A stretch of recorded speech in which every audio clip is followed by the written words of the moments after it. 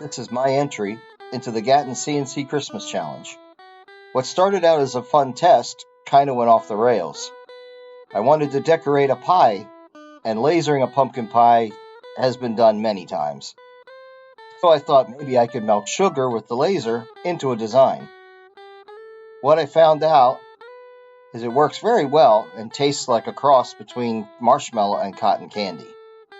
Plain white cane sugar works best, and if you add food coloring to the sugar, the water content also heats up and creates more of a cookie shape.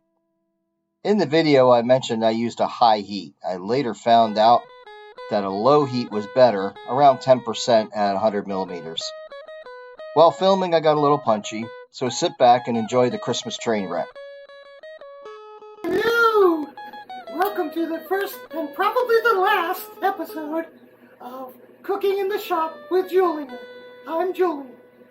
Today we'll be making candy in our laser range. Okay, it's laser. But we're going to make candy in it.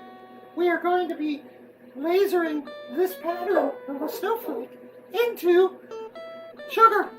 And it will make candy for us to do decoration on a pie. I've already put the sugar in the lid of a Tupperware container, something that will not reflect. And we will start the burning right now. What I've seen so far is that we have to go very slow at a very high wattage.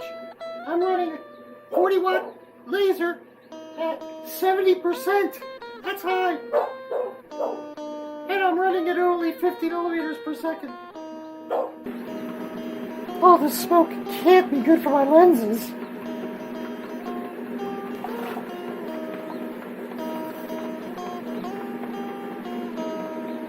I might add that for safety measures, you should never, ever run your laser with the lid open.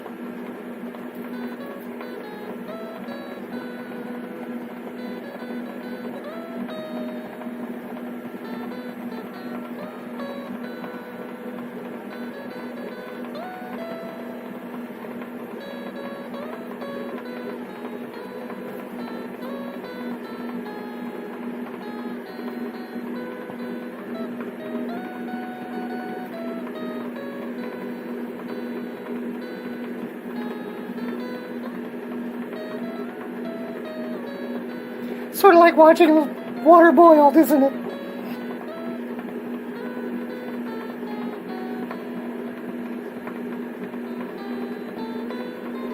Look at those flames.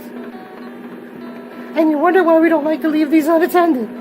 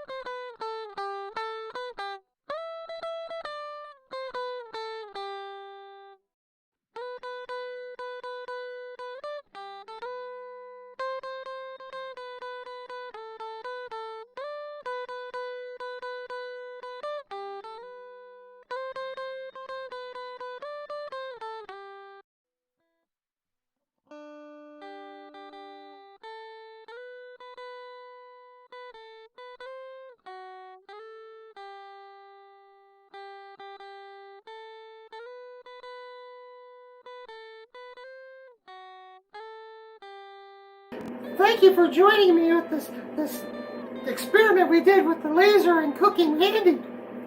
The came out just adorable. These will be great garnishes for our pie. Thank you for joining us for this first episode of Cooking and... What? Oh, really? I'm sorry, fans. I've just been told by our safety officer that this will also be our final episode of Cooking in the Shop with Julia. Thank you and good night.